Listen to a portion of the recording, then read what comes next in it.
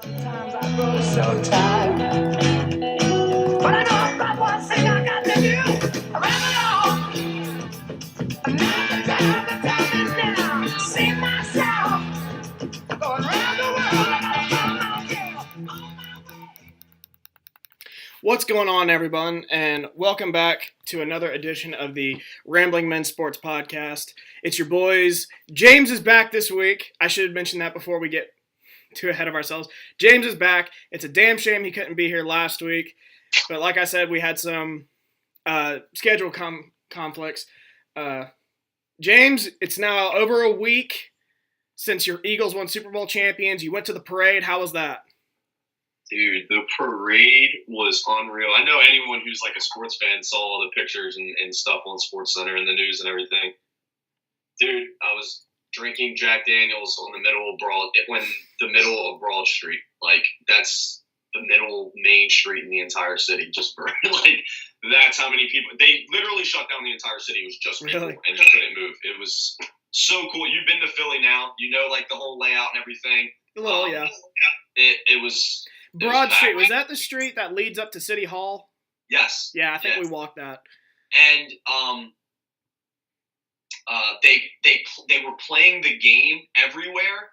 When it ended, the parade started. Like, they timed that up perfectly, and it was just so cool. I didn't get to hear the cool speeches. I'm not gonna lie. Would have been cool if I did, but the parade itself was definitely sick. And I saw your Snapchat. You were drinking what looked like Bud Light at 8 in the morning. Oh yeah.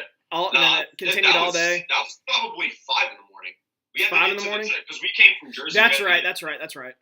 We had to get to the train at like 5 in the morning. So, yeah, it was cool, though.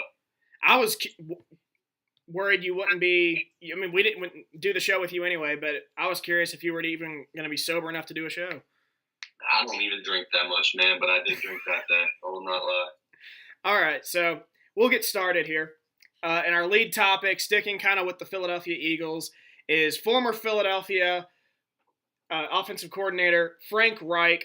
Before that, I should mention real quick, this is it was a very slow news week. Not a whole lot of topics to discuss. We have a few, obviously. But one thing I'm really looking forward to is one of my good friends from high school, Stephen Copper, will be joining us. We're going to talk a little baseball, mostly pitchers and catchers reporting to spring training. I'm looking forward to that. I did see him a few months ago when I visited Birmingham.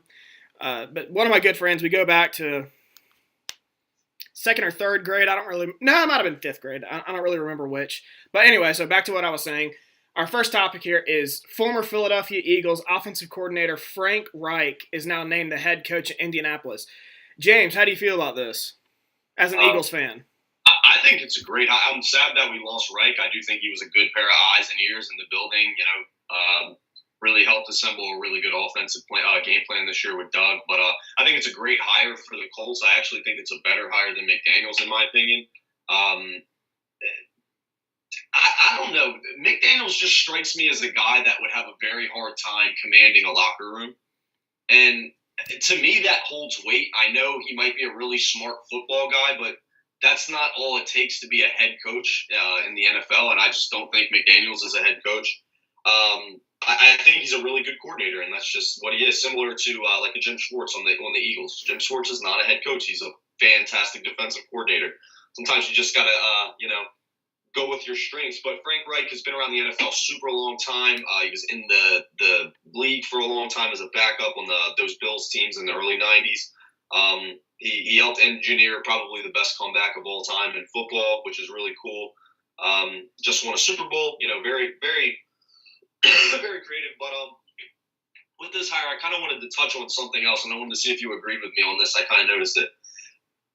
I've always noticed, and it really goes across sports, backups and like role players make the best coaches. Have you ever noticed that? Like, I can't think of very many backups who have made great head coaches off the top of my head. I do know Doug Peterson was a backup in Green Bay. Backup quarterbacks, just players who weren't necessarily great players in the league. Like, a player who was uber talented his entire career almost never makes a great coach. Like, a Kobe Bryant would not make a great coach. He's just Honestly, who is a great all-time player? Who was a great all-time coach? Mike Ditka was one. There's not many though, dude. There really isn't. Bart Starr wasn't.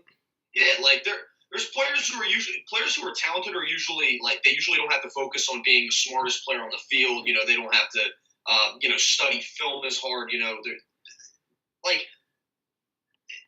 it's like backup players, role players. You know, Frank Reich. They make the best hires. They spent their years, utilizing things that help them even stay on a team. They weren't talented enough to stay on a team, so they're always in the film room. They're always working out. They know what it takes to get better, not necessarily to come right out of the gate and be talented. And I honestly, I just wanted to know if you've ever noticed that. Like, no talented players from any league that you can really think of have gone on to make great managers. They're usually not great managers because they're not the best teachers. They're a little stubborn. They're a little rigid. But I've noticed, players who, really had to work with their intangibles, because they didn't have the talent, end up being the best coaches, and that's just something that I know. But, coming back, Frank Reich, I think, is a great hire. I think he's a better hire than McDaniels, like I said. I'm with you. I really like this decision by Indianapolis. I feel like Josh McDaniels, he was the bigger name, obviously. I feel like, who knows, he might have been a better head coach. We won't really know that for sure. But given the circumstances that their top candidate took the job and then turned down the job within 24 hours, I think this really says a lot about Indianapolis. They could have panicked and done like a Tennessee and hired just some name that had been floating around that nobody really knew a whole lot about, like Mike Vrabel. But they didn't. I feel like they did their research. They didn't panic, and I think Frank Reich will make an excellent hire. I don't know what kind of an influence he had in Philadelphia, if I'm being honest, because Doug Peterson called the plays, but he was in the position room with Carson Wentz and Nick Foles. He did a great job developing them. He was with them just about every day. So I feel like there is some credibility to him. Absolutely. But as a play caller, I think that might come to you, and he's been below one of the best in Doug Peterson, in my opinion. He definitely was during the postseason. I really look forward to seeing what he can do with Andrew Luck. So that's really all I have to say. I do really like this move by Indianapolis. Absolutely. So then that brings us to a poll question, which we kind of just answered. Do you think Frank Reich was a good decision by Indianapolis? We are both in agreement that was an excellent decision. That front office has got really good overnight, and I think they made a really good decision here. Looking forward to see what the Colts do this offseason. Moving on, James, I know we've texted about this. It doesn't seem like you're paying attention, but the Winter Olympics are going on. There have been some USA headlines. Have you been paying attention? I know I've sent you a few texts. I'm going to be honest, man. The only thing that I actually watched live, my girlfriend and I went out to Valentine's Day dinner the other night, and it was on, like, in the bar at the restaurant that we were at, and I saw ice skating. Or figure skating. And figure skating. You didn't even watch Shaun White? Good for them. I know the Olympics. The Olympics are like the World Cup for me. Like, everyone thinks the World Cup's the coolest thing in the world. I don't like soccer. I don't like Olympic sports. So I respect that. I enjoy the World Cup. I enjoy the Olympics. I get into it. I watch the World Cup too, and I hate soccer. I'll never watch anything outside of the World Cup. And, it's cool to watch. I would have liked to watch the snowboarding slope style and half pipe and stuff like that. Like, that would have been cool to watch. But as for all the other stuff. Figure skating, I'll watch it if America is good in it, but we're really not that great in it this year. We're not a great Winter Olympic. One thing I feel like, I've thought of this analogy. I think it's pretty good. We'll see what you think. But the Summer Olympics, in my opinion, is like college football. If you're really good in college football, if you're kind of just good in college basketball, which in my opinion is the Winter Olympics, nobody pays attention to it as much.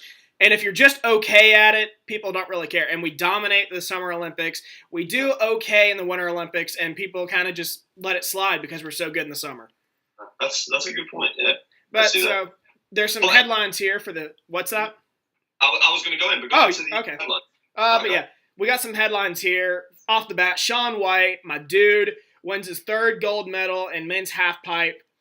Real quick before we get into anything else, I want to say I love Shaun White. We're about the same age. We grew up with him. I remember being a child. Oh, no, he's awesome. Yeah, and watching Rocket Power, and that was when I got into the X Games. And do you remember that show? Yeah, Travis Pastrana and fucking Shaun White and all them, they were all sick. Yeah, exactly. And so we've grown up watching him. I love him. I think that dude is the definition of America because of his exceptionalism. And when he gets down like he was in 2014 when he didn't medal, he just bounces back, grinds, gets the gold medal again. That is America. I love that dude. Good for him. Michaela Schifrin wins gold medal in the women's giant slalom. I watched that. It's a shame she didn't get on the podium last night, but why didn't she? She didn't even get a medal in what was the other one? Just regular slalom, which is supposed to be her thing, but she didn't. She finished 4th. But she got gold in the giant slalom. Good for her. She's probably the face of USA skiing. 2 17-year-olds, Red Gerard and Chloe Kim, win gold medals in snowboarding. Red Gerard in the men's slope style. What's that? I saw that. They're sick. And Chloe Kim women's half-pipe. Chloe Kim fucking killed it. Dude, she's gonna be like a superstar. Oh yeah, she's the female Shaun White. Yeah, absolutely. And Jamie Anderson repeats as gold medalist in women's slope style. Again, we've won 5 gold medals. 4 of them are in snowboarding. I think that's funny. That makes sense. Yeah, we should win that. We basically invented it. Chris Mazder, here's an interesting headline. Chris Mazder wins silver medal in men's luge. First ever medal for the USA in men's luge. Way to go, Chris. That's USA takes bronze medal in team figure skating. Cool, yeah. But the bigger storyline is probably Mirai Nagasu, however you pronounce her name, becomes first ever American woman to land a triple axel at the Olympics. That's cool. Yeah, kind of cool. But that's all of our... No, the last topic was a bronze. I was going to say that's all the gold, but the last one was a bronze medal. But Ariel Gold takes bronze in the women's half-pipe, and I believe that's all our medals so far. USA women's hockey finishes with 2 wins and a loss in group play with wins over Finland and the Olympic athletes from Russia, which I want to get your take on. Should we say Olympic athletes from Russia, or should we just say Russia? Why do you say that? Because of the Russian doping scandal, they can't compete with a Russian flag, so they have to call themselves Olympic athletes from Russia. Oh, I didn't even know that. That's cool. Dude, come on. I don't care. Shane, this stuff means I like football and basketball. All right. That's what I'll make this quick. And I like baseball. So we beat Finland, and I'm just going to say Russia for time's sake, but a loss to Canada, not really surprising. We still ought to medal in women's hockey. USA men's hockey, different story. We blew a 2-0 lead against Slovenia, but we did turn around and beat Slovakia last night 2-1. We got Russia probably tomorrow. I think that's gonna be winning. That game's really gonna depend on if we advance to the tournament. Updated medal count: Norway in first with 19 medals, 6 gold, 8 silver, 5 bronze. And second, Germany, 15 medals, 9 gold, 2 silver, 4 bronze. We got a 2-way tie in third with the Netherlands and Canada with 13. And then a 3-way tie in fifth as of right now. Or I'm sorry, this is as of Friday. Sorry, this was meant for yesterday, but we couldn't do the podcast yesterday. 3-way tie for fifth, USA, Austria, and Russia. So, James, I guess, are you satisfied with the United States performance so far in the 2018 Winter Olympics? They're medaling in snowboarding. That's all I can really expect from them, to be honest with you. They have not medaled in the snowboard cross.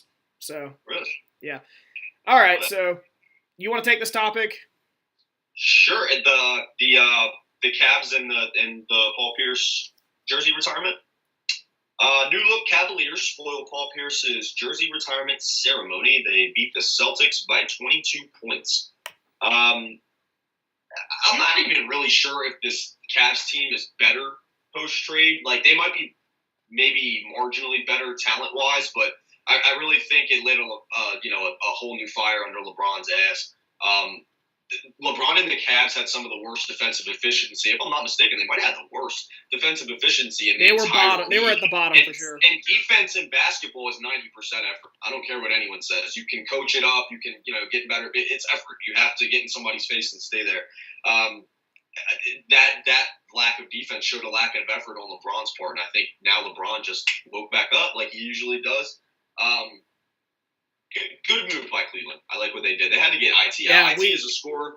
He is going to let up as many points as he scores, so it doesn't matter that he can score. He needs to get off the floor. He's just too small. It's sad. Everybody likes a little guy. It's cool that he can score, 20, 30 on a given night, but he's just too little of a guy, man. Yeah. This was one of the topics. The trade deadline was one of the topics last week, specifically Cleveland, but like we said, you couldn't make it for that. But I think, honestly, this is a huge swing in the Eastern Conference, this new-look Cavs team. You're not sure how much better they are. I think they look a whole lot better. They're younger. They're more athletic. They just look like a completely different team. I thought it would take some time for them to mesh together, but apparently not. They won 3 games in a row, I think, since the trade deadline. They just look completely different. I think they're just playing better defense. Probably, yeah. I think you do make a point. I do think that all those moves lit a fire under LeBron, and maybe he got motivated, who knows. But I'm just bummed they had to ruin Paul Pierce's day. As a Celtics fan, I'm bummed. Paul Pierce is a great player. I think he's a little overrated, in my opinion. But it is what it is. He never really had sufficient talent around him until the end of his career. That's true. All right, so poll question after the trade deadline and recent win over Boston. Is Cleveland back to being the best team in the Eastern Conference? James, I'll let you take that. I already still thought they were, and I'm going to tell you why. The Celtics traded their only player to the Cavs that can guard LeBron on their whole team. Nobody who's guarding LeBron on the Celtics. You got me. He's going to average 40 points a game in that series. So Boston's just still slightly too young. They're going to be way better 2 years from now than the Cavs, obviously, even if LeBron stays there. But expecting Tatum and Brown, 2 very young kids to make major contributions and beat LeBron 4 times in 2 weeks, I never saw that happening. So it was never in doubt, but now I really don't see that happening, especially since it seems like the Celtics hit a little bit of a wall. Yeah. I mean, they're still a great team, but they're playing slightly above 500 basketball the past couple months. So that's kind of what we're getting into next. But yeah, I'm with you. I never really thought they weren't the best team in the Eastern Conference, even when they were slumping. I did think that if they hadn't made these moves at the trade deadline and stuck with that same team the rest of the year, Boston might have made that a series, and maybe if they got to the Eastern Conference Finals. I think if Gordon Hayward was healthy, they could definitely I think they beat the Cavaliers. The Cavaliers don't have that good of a roster, man. They have LeBron, but you take LeBron off the team, who else they got? Kyrie was Robin, man, and they got rid of him. And Kevin Love got hurt. Yeah. Oh yeah, I forgot. Kevin Love is even hurt right now. Yeah. So, and Kevin Love's okay. Yeah. He's an okay player. That's it. So. Okay. So now we got NBA power rankings. Since football season is over, unfortunately, we can't really talk about it too much now that it's the off season. We will have to start discussing some basketball. So let's go ahead and start with our power rankings for the NBA. Before we get into that, dude, you'd think that if your team won the Super Bowl, you wouldn't be sad that football was ending, but I'm still devastated. My team just won the Super Bowl. Imagine, well, you've been through it. I not to brag, but I necessarily haven't. What if your team had lost? Your team would have lost the Super Bowl, and football season would be over. But yeah, not to brag, I haven't experienced that yet. Unfortunately, you have. But so in my power rankings here, do you want to do top 10 or just do top 5? Top 10. Okay, I only have short explanations. Yeah, so do I. Just wondering. So number 10, I'm going to go from 10 to 1. Number 10, I got the Washington Wizards. Washington is a fine team. I mean, they'll make the playoffs, but they're far from a contender. Number 9, Milwaukee Bucks. One of the biggest surprises, we actually talked about it on this podcast, is Milwaukee has actually been playing very well since firing Jason Kidd. I believe they've won at least 7 of their last 10. They're now in 5th or 6th place in the Eastern Conference. And Jabari Parker came back from his injury. Different team, very interesting. Number 8, I got the Oklahoma City Thunder. After a rough start, I believe they lost 16 of their first 28 games, something like that. OKC's been playing a lot better. They're now 7 games above 500. They look better, but they're still not quite there yet. At number 7, I have the Minnesota Timberwolves, who are 10 games above 500 at 35-25. A little bit surprising to see the Timberwolves as the 4th seed in the West. I thought they would be a playoff team this year. I didn't really think they'd be a top 4 team in the West. But I really like this team because of Tom Thibodeau. But I doubt they make it past the semifinals in the West. At number 6, I got the San Antonio Spurs. I really have them up here. They're really not that good. And this is where I think this is the drop-off from the contenders to teams who are going to make the playoffs. Kawhi's not healthy either. Yeah. This is where you get like the top 5 I consider contenders, and then you got a huge drop-off, in my opinion, at number 6, which is San Antonio for me. I got the Spurs at this point solely because of Greg Popovich. They're going to be in games. They're going to keep it close until late in the playoffs. At number 5, I have the Boston Celtics. Like we said previously, Boston has been playing very poorly in recent weeks. They're roughly, I think, 18-15 in their last, what would that be? I'm not good at math. 30-some games. But I trust Brad Stevens to figure it out. They're just in a little bit of a slump. Absolutely. It happens. It's a long season. Yeah. Those young players are used to playing 30-something games in a season. Yeah. I think they'll figure it out. They'll probably be in the Eastern Conference Finals. Who knows? Number 4, I have the Toronto Raptors, who are one of the hottest teams in the league right now. They actually have the number 1 seed in the East. I bet if you didn't look that up, I'm not sure you would have guessed that, especially me. But they're only a game, I believe, or 2 above the Celtics. I could be wrong about that. At number 3, I do have the Cleveland Cavaliers at this spot. They look like a completely different team since the deadline. They're younger. They're more athletic. They're the top dog in the East, once again. At number 2, I actually have the Golden State Warriors at number 2. Steve Kerr has said before that this team doesn't have the right mindset. You already look like you disagree with me. But I'll take Kerr's word for it. I'm not sure this is the number 1 team right now. And at number 1, I do have the Houston Rockets. Houston is easily the hottest team in the league right now. You can make an argument for Utah, but they've won 10 in a row. They look like a really good team, probably a contender to Golden State in the West. James, you go ahead. Okay. So I want to make this clear before I get started. These are my top teams in the NBA. This isn't necessarily like a week-to-week power ranking that I'm doing because I know, if it was a week-to-week power ranking, the Cavs would be, if you didn't even take into account these last 2 games, they would be way down. And this is pretty much my list of the teams that I think are, the best going to be heading into, June and everything like that. But start with number 10, I got the 76ers. But hear me out. Probably a little high, but they did just get Marco Bellinelli off waivers. They've won like 5 of 6. James, I'm not one to call you biased, man, but come on.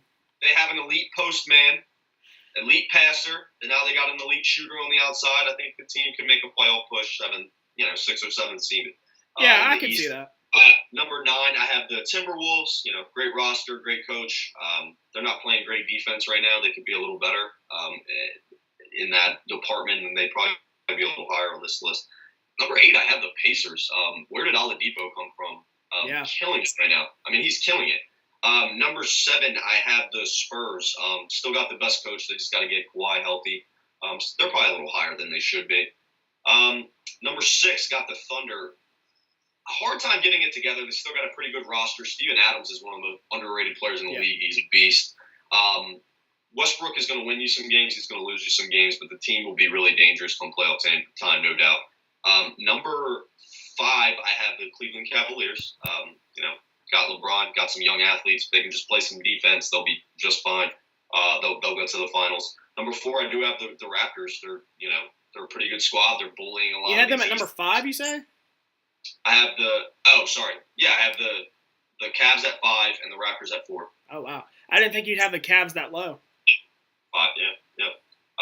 3, I got the Celtics, slowing down as of late, but, they got one of the best coaches in the NBA and, assassin at the 1 with Kyrie. So, they got that. 2, I have the Houston Rockets.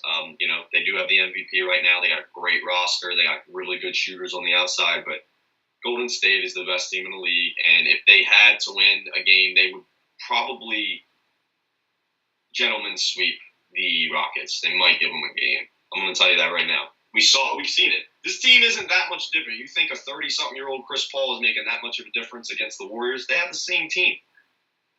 They're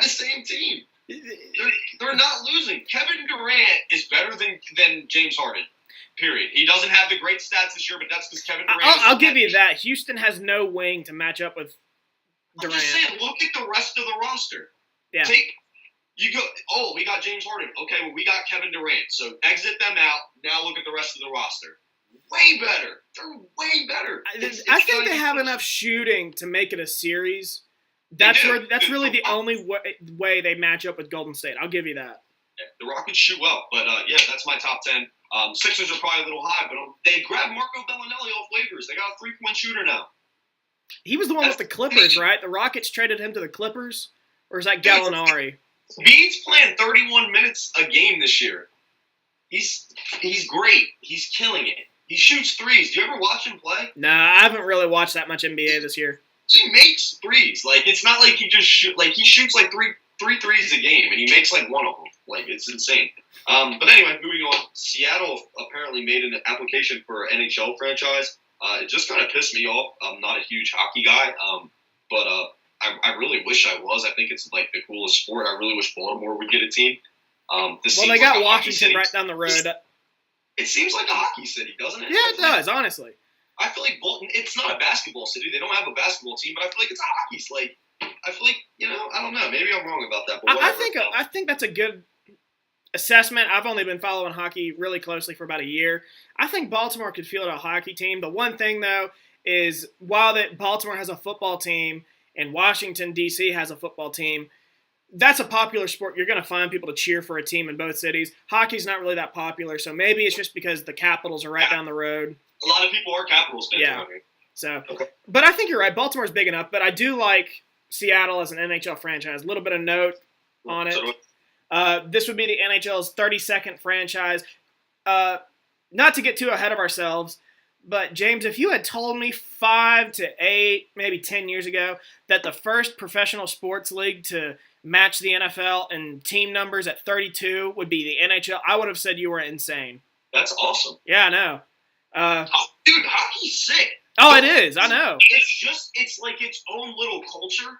So it's like a lot of people just don't identify with it. Usually if you don't play hockey, you don't really like hockey that much. I mean, it's honestly, it's a physical game. It's like football, and it's not just weekly. It's 3 times a week, 82 games a year. I love it. I enjoy it. They're some badasses, dude. They're the toughest guys in sports. I think so, too, honestly. Yeah, they are, dude.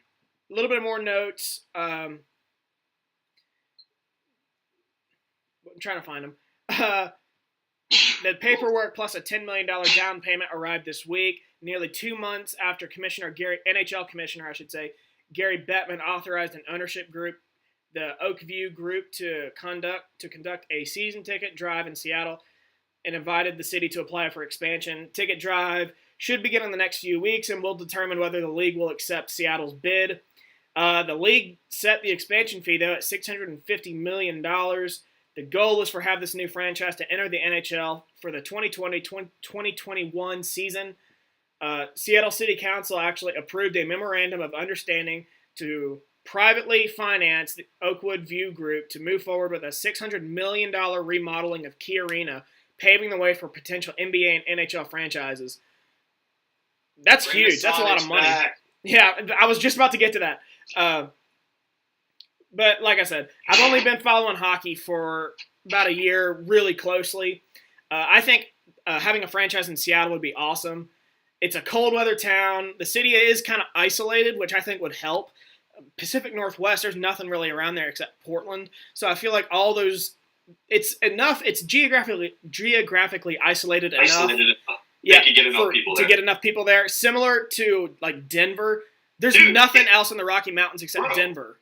Washington is touching Canada. I know. And then that's my other point is the Vancouver Canucks are right up the road. That would be a natural rivalry. They play hockey up there. Believe me. Oh, I know. And then plus the $600 million remodeling of Key Arena would be huge because it would bring back the Supersonics, hopefully. I miss the Supersonics. But to wrap things up, Seattle is a big enough market with passionate fan bases that deserve to have a team in each of the big four sports, in my opinion. NFL, MLB, NHL, NBA. They had 3. They have 2 now. They deserve 4. So, poll question, do you think having a franchise in Seattle would be good for the NHL? I've already said yes. Spreading the sport is always good. Yeah, I agree. It's always good. All right, so now it's time to give my friend Steven a call. I'll go ahead and start his warm-up music. Well, hold on. While you're doing all that, I just want to say, because I'm not going to be talking much for this because, I'm not the baseball guy, but segment actually makes me a little bit sad. Baseball was actually my first love. Started playing, t-ball when I was 4 years old, way before I started playing football. But ever since like my freshman year of college, my team's been a laughing stock. I'm a huge Philadelphia Phillies fan. I've just delved like so far into football and basketball. They're just a lot more exciting in the post-steroid era. Obviously, people are still doing steroids, but I'm talking like the late 90s, early 2000s were just the best times in baseball. The game is getting fun again. I'll give them that. We got Judge and Stanton hitting 500-foot home runs. We got 5-5 Jose Altuve winning an MVP. Definitely going to try to dive into baseball a lot heavier this year. But my main point was that I'm not nearly as knowledgeable about baseball as I was 5 or 6 years ago. So I'm probably not going to say much for this segment. But I am curious to hear your friends' opinion. Yeah, I just texted him. He said let's do it, but he's not picking up the Skype call. Uh-oh. Hang on. I'm here. Hang on. Oh, here we go. Steven, I hear you, is. buddy. Click on the icon that looks like a camera. Yeah, let's do that. How about that? Let's rock and roll. There you go. There he is. What's up, boys? What's up, dude? What's going on? Not much. James, Baseball. this is my friend Steven Copper. I'm trying to get his warm-up music going here. We grew up together there in Birmingham, Alabama. Here we go. I love the Birmingham accents, boys. I'm gonna get a drink of water. I'll be right back. Yeah, sure thing. That sounds good, brother. All right, that's enough for now. That was poorly handled. We will do a better job in the future. Steven, how you doing, man? I'm doing good, brother. Just plugging away. How's life up in PA? It's going all right. We're getting a ton of rain right now, though. That sucks. Yep. We are too. I love, James, that you said you love the accents. I don't think I have one. I know Steven does there. Oh, you definitely do. Do I? It's not super thick or anything. Definitely got a little twang though. Yeah, I'll agree with that. But so, like I said, me and Steven go way back. Steven, when did I first meet you? I know we were on a Pee Wee baseball team together. We were on a couple, yeah. Yeah, I know one in middle school. We had another in like third or fourth grade. Interrupted was our coach. I was probably 9, 10. Yeah, I was going to say it had to have been about third or fourth grade. Yeah, round about there somewhere. But yeah, we were on the Little Red Sox, I believe, together, and definitely the Cardinals, I remember, because your dad was the head coach.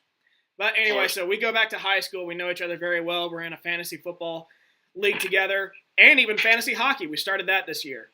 Cool. Yeah. But so we're going to be talking about pitchers and catchers. You told me last week that you wanted to discuss some baseball. I told you we had a jam-packed show last week. We couldn't do it. Yeah. Slow news week this week, so we made a effort to get you on. But let's start off right off the bat. You said you had some power rankings. Give me your top 10 for pre-spring training MLB. Ooh, boy. We'll go 1 to 10. You're gonna go 1 to 10? Yeah, we're gonna start off. Dude, the Astros. Yeah. Are in, and they got better in the offseason. They picked up Garrett Cole, Really? Berg. They picked up some other role guys, and they didn't lose anybody, which was the biggest thing. Yeah. When they did lose Carlos Beltran, but I don't think he started, right? I know. Beltran, he was 39. I mean, he finally he was like, peace, I'm out. Yeah. I'm done. But I mean, you got one of the best players in the league, in Altuve. You got Carlos Correa. and George Springer up the middle, just holding it down, kind of 1 through 3, 1 through 4. I was gonna say that's probably the best interior defense in baseball. Altuve, George Correa, Springer and George Springer. Springer is nuts, and he can play. He can play all 3 outfield positions. Yep. Vital player. He hits the ball with power. He hits 300. He steals bases. It's insane. What's funny is he was supposed to be the guy. I remember when they drafted him. Yeah. And now he's like the third or fourth guy. Yeah. He's the dude that was on the Sports Illustrated cover or whatever it was. James, did you ever see that? It was a Sports Illustrated cover in like 2014, and it had George Springer on it, and it said, "Your 2017 champs," and that's what ended up happening. You didn't hear about this? This is what it is. Yeah, it said that. But it was basically moved to the AL, and they were horrible. Yeah. They were in full rebuild, and George Springer was on the cover of Sports Illustrated, 17 world champions, and exactly what happened.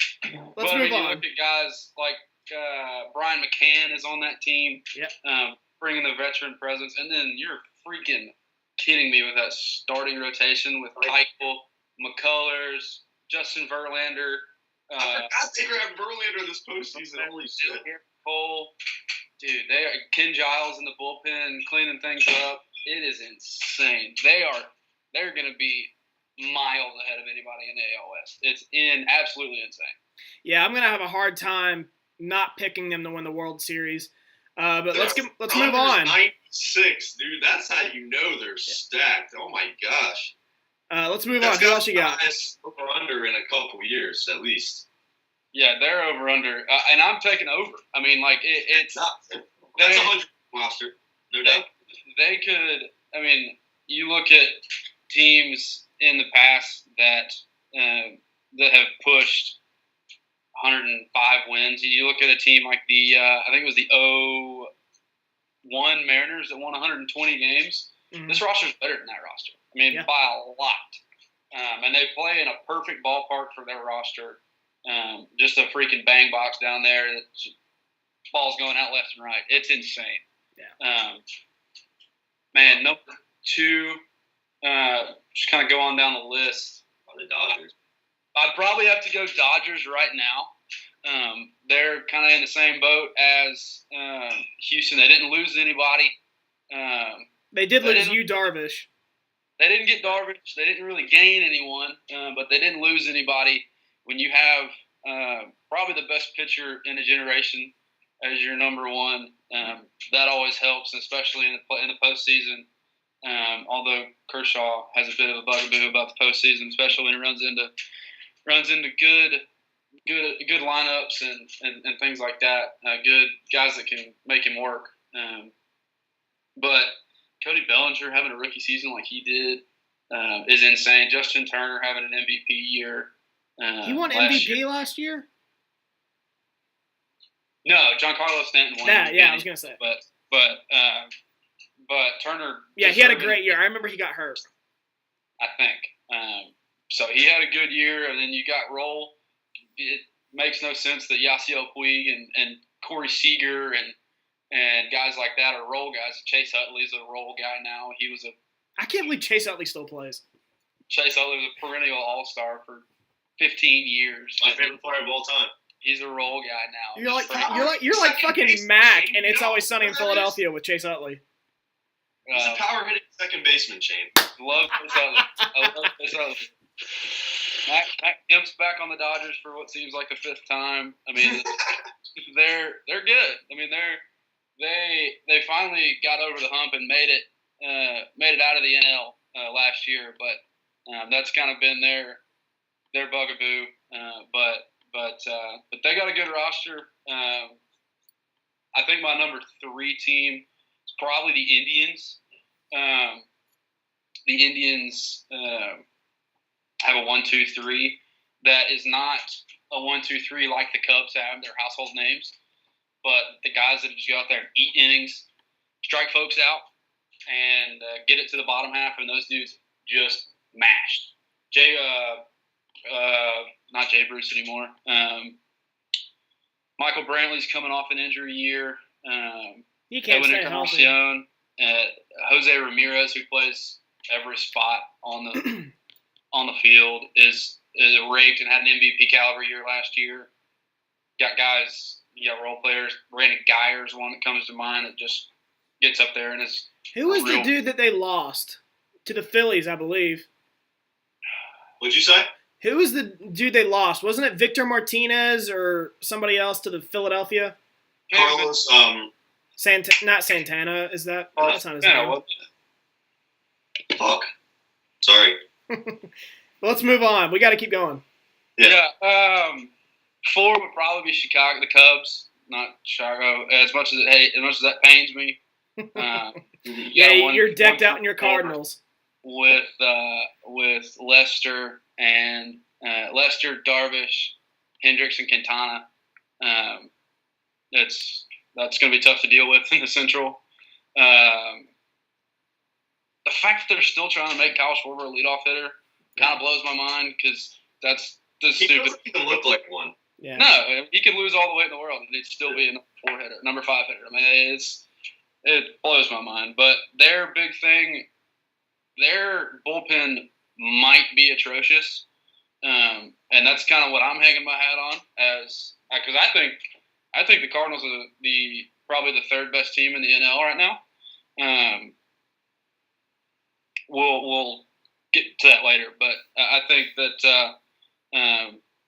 the bullpen might be a real problem for Chicago, and they may have to make some moves if things don't go their way.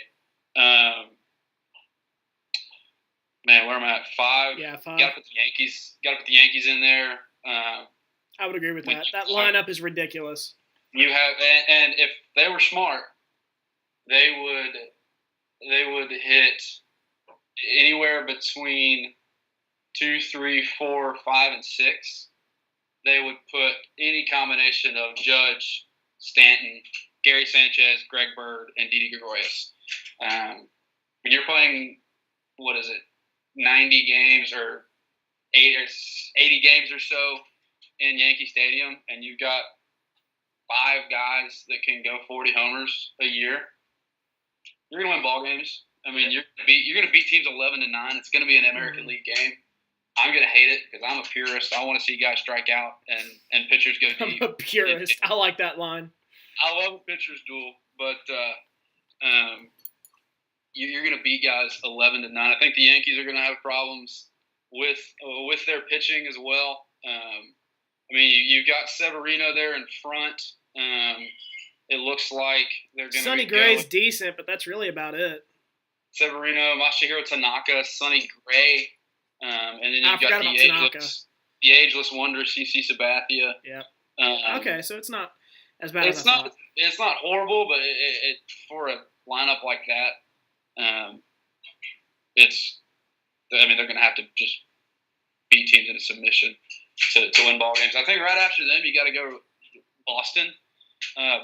That's going to be a very interesting division race. It's race. going to be a real top-heavy division because the Blue Jays, the Orioles, and the Rays are all probably going to be garbage. I mean, the Rays are in full rebuild, as I think are the Orioles once they realize that they can't pay Manny Machado. So, I mean, you look at the top-heavy rotation with Chris Sale and David Price, if David Price can stay healthy. Rick Porcello won a Cy Young 2 years ago somehow. I mean, and they got probably the best hitter I've ever seen personally, with my own 2 eyes, and Andrew Benintendi, who played at Arkansas while I was in college. Saw him hit a ball what seemed like 600 feet over a dorm in Auburn. It was insane. They got a good lineup. They got decent middle relievers, and then they got Kimbrel at the end to lock down games. And all Kimbrel does is save ball games. I read something a couple weeks ago. Kimbrel's been in the league 8 years, and he's never had less than 41 saves. Like, it kind of blew my mind. I think right after the Red Sox, you got to look at the Cards. I think the addition of Marcell Ozuna is going to be exactly what this team needed. Obviously, I've got a lot of opinions on on the Cardinals, so bear with me here. So Ozuna is a big get. I think Miles McCollus, who's a pitcher that came over from Japan, was pitching in Japan for a couple of years, had 2 really good years over there in what is essentially the minor leagues of Major League of professional ball. That's a good league over there. They're not quite as they don't have quite as much talent as we do over here, but it's a good league. Yeah. So he dominated over there. He had 2 really good years. I think Matt Carpenter needs to have a bounce back year. He is kind of the little engine that makes the Cardinals go. Him, and then my dark horse MVP candidate, the center fielder for your St. Louis Cardinals, Tommy Pham, who absolutely blew the cover off of baseball last year. He went 2020 with 23 homers and 22 stolen bases and hit 314 and kind of took over for Matt Holliday and left, who was there for forever and is loved by St. Louis fans, including myself. I think he is kind of the center point of a Cardinal lineup that could be really good, but could be lacking in production. We'll have to see.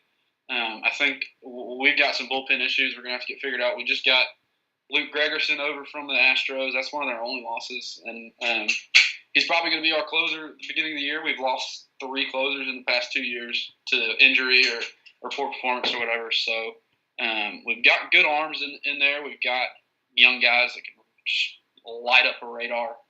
Dudes throwing 101, 102 with ease down there. So it'll be interesting. And then you've got El Tsunami. Carlos Martinez is as good as a number 1 as it comes. He's still learning. He's still young. He's our age, Shane. I mean, he's 26. He's 26, I believe. And he's still learning how to be a major league pitcher. But he is solidified in that number 1 spot. So it'll be interesting to see kind of where he lands. I'm gonna go. I think I'm at 9. I believe you're at 8. 8. Okay. The Brewers are one that I'm looking at as a surprise contender. Although it may not be much of a surprise anymore since they got Lorenzo Cain and Christian Yelich. They're another one that's got a lineup that can compete. Whether or not they have the starting pitching to compete, especially in a real top-heavy division like the NL Central, it will be kind of we'll have to see there, because I mean they can beat up on the Reds and the Pirates all day long, but you come into Wrigley Field on a weekend series, or you go into Busch on a weekend series, they could pound the baseball and win 2 or 3, or they could their offense could get shut down by good pitching, and they don't have the pitching to match. So it'll be another one of those teams that can kind of go either way. They've got a sneaky good, really good closer in Corey Knebel. He is somebody that kind of bursted onto the radar last year and had 40-plus saves. Yeah, that's for sure a team that could contend. It's hard to tell what they'll do. Yeah, I 1 through 4, the top of their lineup is going to be as good as advertised. I mean, Kane, Yelich, probably Travis Shaw, maybe Eric Thames, and then probably my least favorite player in the big leagues, Ryan Braun, because he is just a Cardinal masher and he does steroids. So, he's still the Hebrew Hammer. He still gets it. So, I mean, he's a good ball player still. So it'll be a fun division to watch, no doubt. Yeah. My last 2 are going to come from the NL West. I think the Giants are a team to watch. They made some sneaky it's good acquisitions. It's an even-numbered year, man. Even-numbered year. It's an even-numbered year, and if we run into them in the NLCS, I'll give up all hope, because we can't beat the Giants in NLCS in an even-numbered year. made some really good acquisitions in Evan Longoria and an aging Andrew McCutcheon, who's kind of got something to prove. I think got ball players that have something to prove are always a good pickup. Yeah, Matt maybe like Bum, Verlander, a change of scenery might be good for him. Yeah, I agree. Mad Bum, if he stays off his dirt bike or whatever cowboy crap he does out there, I think he's as good a number one as they come. Johnny Cueto, as much as I hate him too, for kicking Jason LaRue, former Cardinal backup catcher, in the head and ending his career in a brawl. He's still a good number two, solid number two. I think after that, things get dicey. I don't know if Matt Cain is even still in the league. I don't know if he can have a bounce back year. Outside of those two, it's really slim pickings, and even then, Cueto didn't have a good year last year. Yeah, he didn't, but he's still got. Yeah, he got Jeff Samardzija. I forgot Jeff Samardzija's on that He's team. all right. It's there. Buster Posey's the heart and soul of that team. Hunter Pence is a bumbling idiot in right field, but he somehow gets the job done. So it'll be another one of those teams that I'm interested to see. And then, like it's right behind it, my number 10 is the Colorado Rockies. They're just the Rockies to me are one of those teams that just they've got star power. They've got Nolan Arenado and Chuck Blackmon. Charlie Blackmon's probably my favorite non-Cardinal in the league now. I love that dude. All he does, Charlie Hustle. He reminds me of Pete Rose in a sense that all he does is just lay his body. You gotta love the beard and the hair. Oh God, the flow is insane. All he does is mash baseballs and track down balls in center field. That is a team I really like. I said it to James last year. They were one of my wild card picks, and he laughed at me. And it ended up happening. But that's a team I think could really be interesting. We know they can hit the ball, and they actually have decent pitching for once. Yeah, they do. Chad Bettis coming off of a weird year where he had cancer treatment. He's a guy to watch.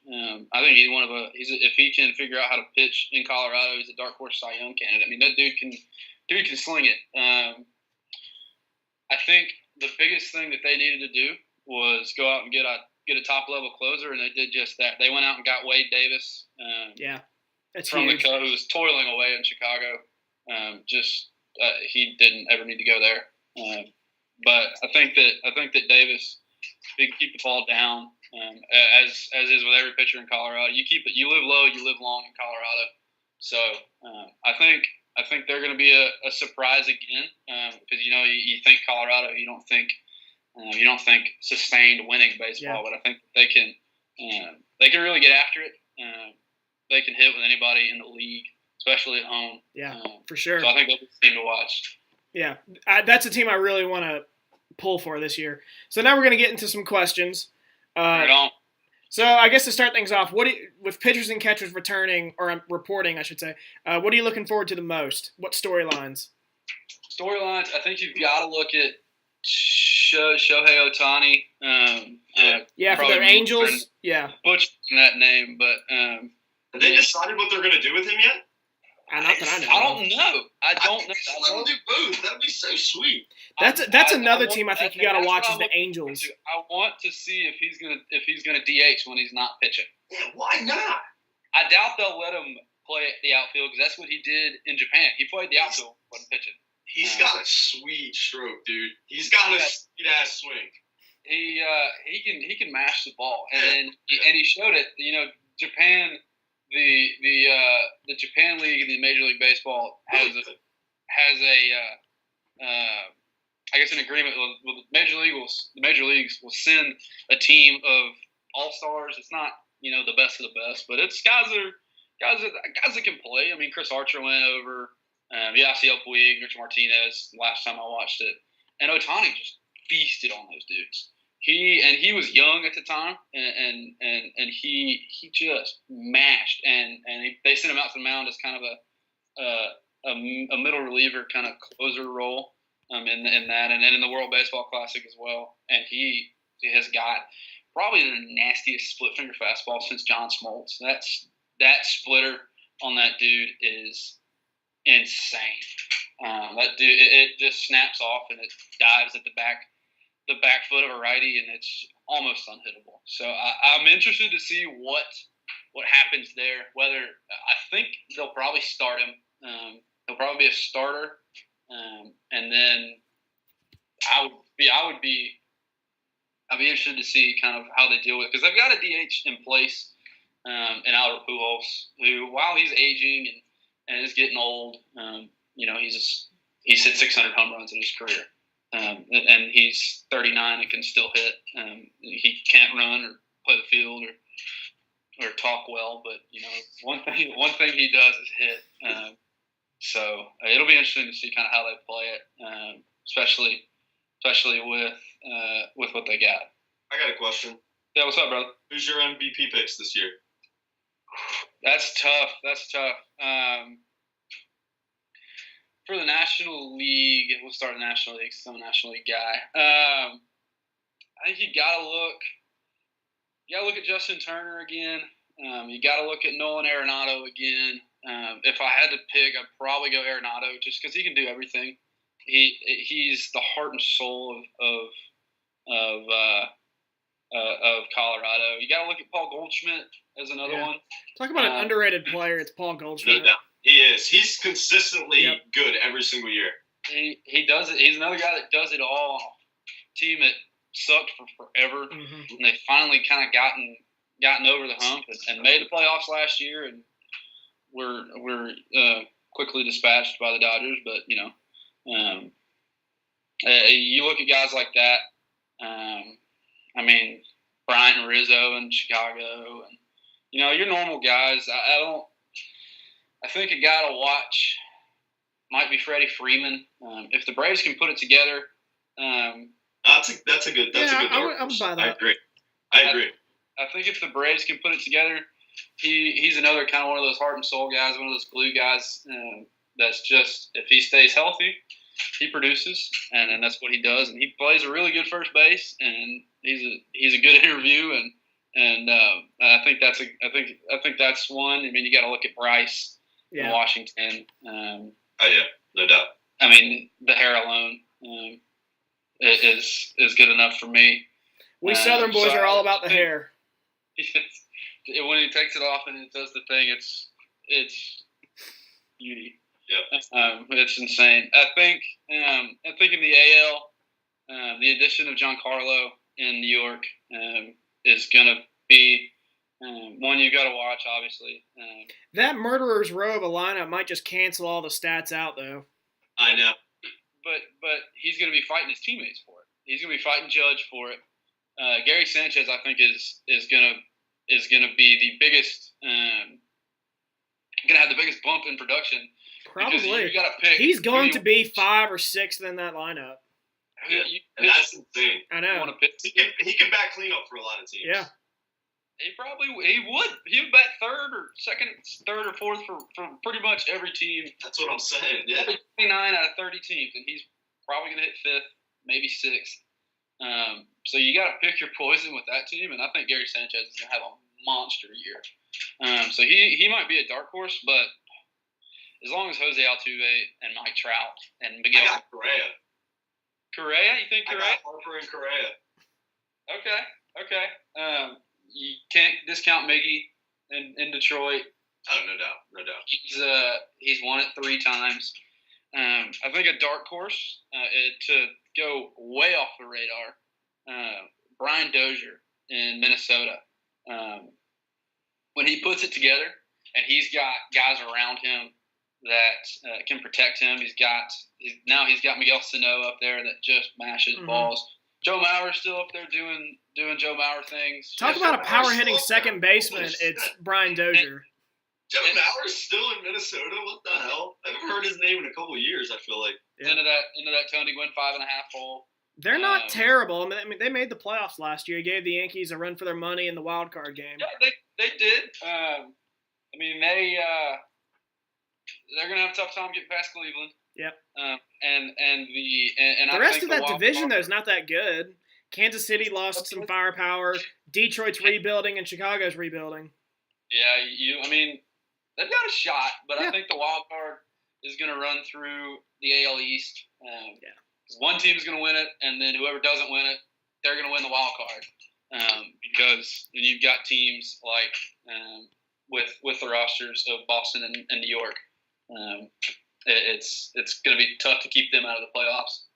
I think the Angels are going to push for a wild card spot. So it's going to be tough for Minnesota. But I mean they went last year, so I mean you can't discount them. So I think Brian Dozier is kind of a dark horse pick, but I mean you look at Trout, Correa, Altuve, Cabrera. I don't know. It's way too early for me to make a pick right now, but Yeah. those are kind of what I'm thinking right now. So I'm going to move on to another question. Bring it. Which team? Let's try to keep these short. Nothing against you. Just we got to get going. I know James texted me, said he's got to get going here in a little bit. Yep. I'm getting picked up here in about 10 minutes. That's no problem.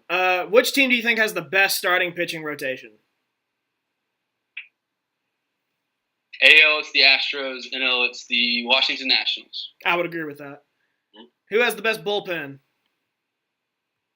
The Astros still. Really? Yeah. I never thought Yeah. their bullpen was that great that last year. They've got guys that do their job well. I think that's the biggest thing in baseball is guys that know how to do your job, and they've got guys that do their job well. So I think Houston is Houston's going to be a madhouse. Yeah. And they have a great starting pitching rotation, so they don't have to do as much. And they got guys that eat innings. So they're Exactly. So give me an underrated starting rotation that you feel doesn't get enough credit. I think Tampa Bay Rays. Yeah, I agree with that. Are one with Archer and Odorizzi up top. Speaking of Archer, do you think he gets traded this year? If he does, the Cardinals need him bad. So I don't know when his contract is up, but I know he's been a target. I don't know. We'll have to kind of see if he keeps it up, what they can get for him and things like that. And I think the Cardinals have an underrated rotation. Yeah, I think so. Cardinals always have good pitching. That may make me a homer, but 1-2 with Martinez and Waka. Wainwright's not what he used to be, but he can still eat innings with the best of them. He's still got a curveball that most people can't hit. And then you've got 4-5, and we've got so many young pitchers coming up. Jack Flaherty, Luke Weaver, Alex Reyes, any one of 4 or 5 guys that could come up and pitch a spot start or take a couple starts if somebody goes down. So I think the Cardinals Cardinals are like the Patriots of the MLB. They're gonna find guys. Yeah, we're going to find a way, and that's and they don't spend money like the Yankees. They always build it for the most part. But I want to get into some of these questions while we have James here. 2 questions I want to ask. Not too long before spring training begins, Eric Hosmer, JD Martinez remain free agents. Where will they end up? Hosmer, I think he'll go to San Diego. I know that's been the team that's trying to get him. There could be a secret team out there that nobody's thinking of, or he could sign a 1-year deal next and test the market next year with that just bonkers free agent class that's next year. And the same thing with JD Martinez. He could kind of sign a 1-year deal, go really anywhere, and just test the market next year after Bryce and Manny Machado sign with the Yankees and piss everybody off. But I was trying to think of who else next year. That's Harper, Machado. Machado, I believe. I want to say Chris Archer, but I don't know if that's right. Chris Sale, maybe. Yeah, but I just know it's bonkers. So this kind of brings me to my next question. Derek Jeter, he's the new owner of Miami. Is that right? He's a minority owner. Minority owner. Well, he's made a ton of moves this offseason. Miami's traded away just about every asset except for JT Realmuto. Okay. What do you think about that? I hate it. You hate it? I hate it. I hate it for Marlins. Well, the 15 Marlins fans that are down there. They're selling folks for parts. Yeah, I know. At penny on the dollar. I mean, it's for what they got for Giancarlo was criminal. What they got for Marcelo Ozuna, as good as our depth is, was horrible. They got an okay haul for Christian Yelich, but that's only because he had more on his contract than Ozuna did. But it's just for whatever reason, Jeter just really has rubbed me wrong in his ownership. I think it's horrible. All right, so I'm gonna give you. Well, no, I got one more here. Last question. You're gonna like it. How do you think your St. Louis Cardinals will do this year? Like I said, the Central is extremely top heavy, with 3 teams that could push for a division title. I think it's going to be tough to overcome the Cubs. Like I said, their bullpen may be their downfall, which gives St. Louis and Milwaukee a chance. I foresee St. Louis being about an 89-90 win team. We have the parts to do it. We added what we needed most, which was a middle-of-the-order impact bat, and shored up an outfield that could be one of the better outfields in the league. Whether or not that's enough to overtake Chicago, I don't know. It's enough to get in the postseason. I do see us back in the postseason in one form or fashion, but I think probably 89-90 wins. Whether that's a Central Division title or a wild card spot will be determined, but I think around about there somewhere. All right, so now I'm going to get into some rapid fire here. We're going to try to keep this pretty short. If you want to give an explanation, feel free. But we're going to, like I said, rapid fire. We're going to try to keep it going. Yeah. We're going to go Las Vegas win totals. They've released the win totals for all 30 MLB teams. I want to give you the number and just off the top of your head say whether or not you think they're going to finish over that or under that. So we're going to start, alphabetical order. Arizona, the number is at 85.5. Over or under? Over. Over? Not by much, but over. Atlanta at 74.5. Over. Baltimore, 73. Way under. Yeah, I agree with that. Boston at 91.5. Over. Chicago Cubs, 94.5. Under, but not by much. Chicago White Sox at 68. Oof. I'm not sure if they can't lose 100 games, so I'm going under. Okay. Cincinnati at 73.5. Under. Cleveland at 94.5. Under, but not by much. They're a 92-win team. Colorado at 82. That seems low. Over, way Yeah. over. Yeah. Detroit sure. at 68.5. That might be the worst. In my opinion, that might be the worst team this year. Yeah, under. I mean, they've got Miggy in. Yeah, but that's really about it. Yeah. Houston at 96.5. Over. You're gonna go with over? I'm going over. Yeah. I think they easily win 100 games. I don't know. Yeah, they're unstoppable. Yeah. Kansas City at 71.5. Unless they bring back Eric Hosmer, under. Yeah, with Hosmer, that might be a little bit over. Los Angeles Angels at 84.5. Take the over, but not by much. Los Angeles Dodgers, 96.5. I think it's pretty spot on. I do too. I think 95. The under at 96 or 95. 95 and 97. Yeah. Miami. Miami. This might be the worst team in the league. Miami at 64.5. Oh, God bless those fans. For their sanity, I'll take over, but not by much. I don't know how you can think think that. Their pitching's not very good. They have no hitting now. It will probably be under, but I'm going to say over for those folks' sanities. All right, we're halfway there. Milwaukee at 82.5. Over. Minnesota at 82.5. Over. New York Mets at 81. Ooh. I'll go over, but not by much. Yeah, that seems like a team that about might 500 contend, but 84 wins, maybe just on the outside of the playoffs, feels right. I think they're about a 500 team. Yeah. New York Mets at 94. I'm sorry. New York Yankees at 94.5. I guess pretty spot on again. I think they're between 92 and 96. I think them and the Red Sox are going to be neck and neck all year. Oakland A's 74.5. Under. Philadelphia 75.5. I'll take under, not by much. Reese Hoskins is going to be. They don't have a terrible lineup. Reese Hoskins is going to be a breakout star. Pittsburgh at 73. Under. Yeah. Rebuild. San Diego at 69.5. With Hosmer, over. Without. Pretty spot on. I would agree.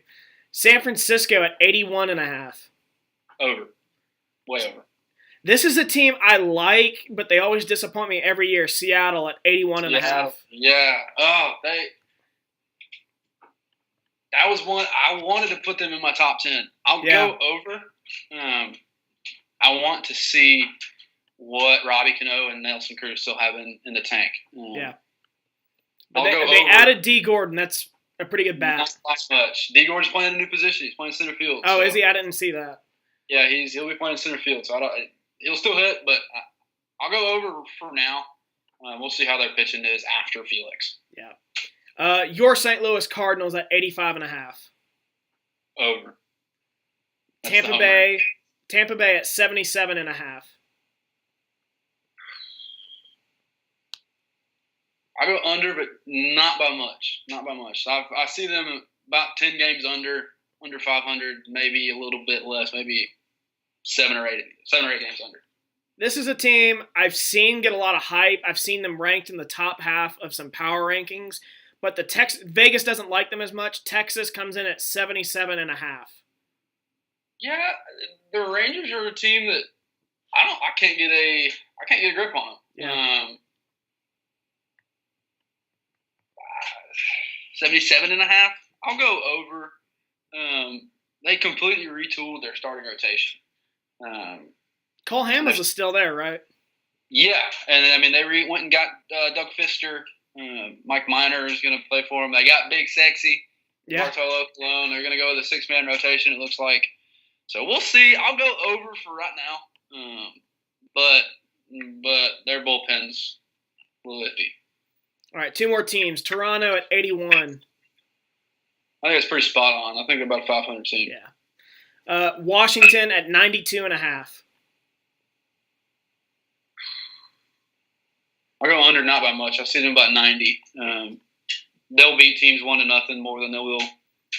Are they going to make a run with Bryce Harper under contract for one more year? Yeah, he could just ball out. Contract years always seem to be years that guys just that was another team that was on my on the outskirts of my roster. A lot of people or on my top 10. A lot of people have way up high. I'll have to see everybody stay healthy. Trey Turner, Adam Eaton, Bryce even, Ryan Zimmerman, Strasburg. Those guys. I'll have to see them stay healthy before I can completely buy into them. Their bullpen's kind of a mess. It's going to be kind of bullpen by committee, closer by committee type. But Washington, they don't really have any competition in the NL East, so they'll probably win the division by 10 games because I don't think anybody else in the division is going to be over 500. So we'll see. Yeah, there's really – the Mets might give them a little bit of a run, but – if the Mets can put it together, their pitching staff's okay, but they're injury prone, Syndergaard and DeGrom and Harvey and Wheeler and them. But I don't like the Mets lineup. Yeah. Outside of Cespedes and Jay Bruce, they just got Todd Frazier, but he's a decent bat. Adrian Gonzalez isn't that great. If this was 2009, he'd be the top in the league. But I will have to see him. Those guys are getting old. Yeah. Conforto's not terrible. 92.5. I'll go under, but not by much. Probably 91, 90. 91 wins. All right, so last thing right here. I got a poll question for you. It's a shame James isn't here for this. But which one? I actually really like this question. MLB TV, I believe, posted it. Which of these MLB records do you think is most likely to be broken first? Cal Ripken's 2,632 consecutive games played streak, Nolan Ryan's 7 career no-hitters, Ricky Henderson's 1,406 career stolen bases, or Joe DiMaggio's 56-game hitting streak? Cal Ripken and Joe DiMaggio's record will never be broken. Yeah, I agree with that. The It's going to be game's not either played Henderson or Nolan Ryan. The game's not played that way anymore. Yeah. Guys don't steal bases anymore. Yeah, I know. It's there's Billy Hamilton and D Gordon. There seems to be the only guys that are getting massive stolen base numbers. And So even Hamilton, what does he get? Maybe 40? Yeah, I mean your major league leaders will get 60 this year, whereas back when my Cardinals were playing Whitey ball, you had Vince Coleman who was stealing 80 bags a year, Ozzie Smith who was stealing 60, and Lou Brock Ricky broke the record held by Lou Brock, was stealing 100 bags a year. So I would say Nolan's 7 no-hitters is probably the best chance to fall. I don't think that will. I think that Nolan was in a class of his own in a time where there wasn't a pitcher like him. But that's probably the one that of the 4, that's probably my choice is Nolan's. I agree with you 100%. I just don't see anyone beating with the way the game is played. I don't see anyone beating DiMaggio's hit streak record.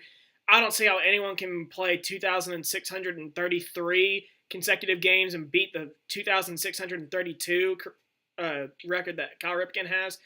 But like you said, no one steals stolen bases anymore. So I think that record's out the door. And I think by process of elimination, I think you got to go with Nolan Ryan's record. Yeah. And that kind of makes sense with the way the game is played. It's more of a pitcher's league right now. Yeah, it is for sure. I mean, and you look at other unbreakable records that people think are unbreakable. Pete Rose's hits record is going to fall eventually.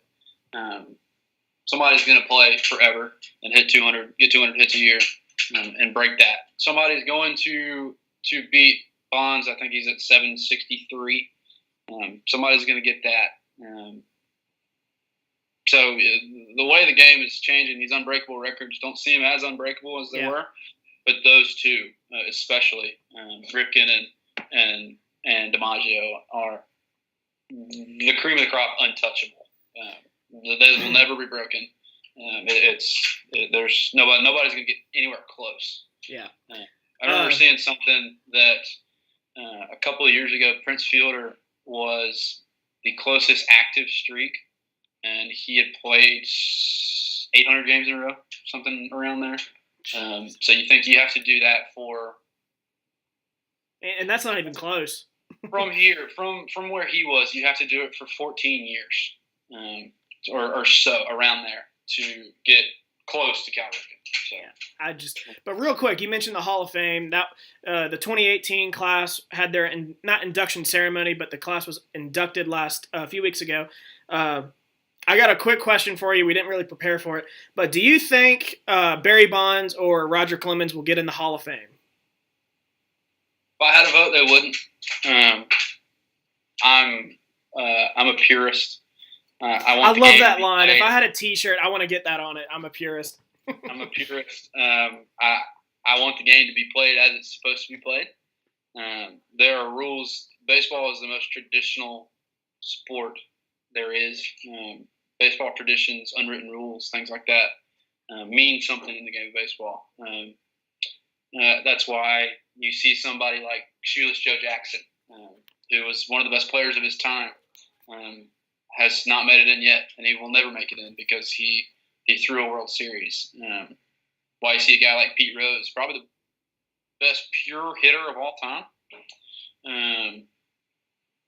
I don't think he'll ever make it in. He broke the rules of baseball, and baseball doesn't take too kindly to that. I can see the way the game, the way the Hall of Fame works, the way the journalism, the industry of journalism is changing, and the way that baseball is written about, I can see they have a path to it. It wouldn't surprise me if they got in, but just those two, they have a resume that speaks for itself. I think you look at guys like Sammy Sosa or Rafael Palmeiro, who have Hall of Fame resumes, sure, but they don't have a resume of Clemens or Bonds, or Pete Rose, guys that are being held out for whatever reasons. And you can kind of see that they aren't going to make it in, but I think Bonds and Clemens somehow make it in. They've only got 4 or 5 years left to do it, but they're trending upward. I think not by much. I think next year is going to tell a lot. Yeah, I think that would be Bonds' 6th year on the ballot, maybe. I think it's their 7th year. Maybe both in their 7th or 8th. Yeah. I think next year will be telling. You've got a class next year that's there's one absolute lock in Mariano Rivera. He will be as close. He might beat Ken Griffey as the closest to unanimous selection ever. Ken Griffey was something like 99.53%. Nobody was keeping him out. I don't know how he wasn't unanimous. Mariano might be closer. I think Edgar Martinez gets in next year. I think that's another question I have for you. Do you think there will ever be a unanimous player to be inducted into the Hall of Fame? Oh, man. There's guys that if they continue the path that they're on, they could get close. Mike Trout could get real close. If he steals 600 bases and hits 700 home runs, he could be close. I think if Giancarlo gets to 800 or some just ungodly number of home runs, I think he could get close. I think Kershaw, if he keeps winning Cy Youngs and dominating the game like he does, I think he could get close. But it's more about the way that the process by which you're elected to the Hall of Fame than it is your performance on the field. As much as that sucks for the guys that deserve to get in, I don't see anybody ever getting in and unanimously 100%. But there are going to be some guys that are going to get awful close. All right. Well, we went a little long tonight, but you provided some great stuff, Steven. We're really looking forward to having you back on. It's a shame James had to left. He probably would have said the same thing. But we're looking forward to have you back on when spring training ends and the MLB season is about to kick off. Look forward to it, man. Yep, absolutely. Thank you for coming on. Yeah, thanks for having me, man. Yep, no problem. Take it easy. Later. All right, people. So since James left, I'm going to have to go to a different format for you to see me because we're not quite done with the show yet. Here I am. So I got a little bit left. I'm not going to do very much. It's just recapping last week's poll questions, and I have final thoughts. I'm not going to get into it. We're running really long, but I'm going to recap last week's poll questions. Number 1, do you think New England Patriots owner Robert Kraft convinced Josh McDaniels to stay as offensive coordinator just despite Indianapolis for Deflategate? 67% yes, 33% no. That's about what I expected, to be honest. Should Jimmy Garoppolo, second question I should add, should Jimmy Garoppolo be the highest paid player in the NFL? 80% say no, 20% say yes. That's about what I expected. Poll question number 3, which player that Cleveland acquired before the NBA trade deadline do you think will make the biggest impact the rest of the season? 75% said Jordan Clarkson, 25% George Hill, 0% Rodney Hood, and Larry Nance. Again, that doesn't really surprise me. I agree with almost all of these. Maybe except Jimmy Garoppolo, I did have a different opinion on that. But if you're just going, we can get into that later, but if you're just going off talent, yeah, Jimmy Garoppolo shouldn't be the highest paid player. Poll question number 4, which player do you think is most likely to be inducted into the Pro Football Hall of Fame their first year on the ballot in 2019? And I was actually a little bit surprised at this. 100% of the vote said Tony Gonzalez.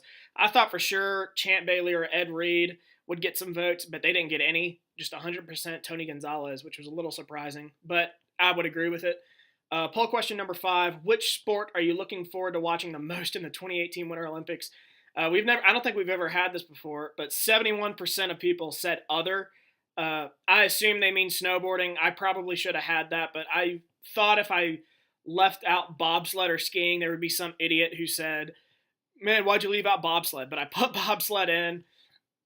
I figured they would say that as a joke, but I put bobsled in thinking people would like it. They didn't even come close to voting for it.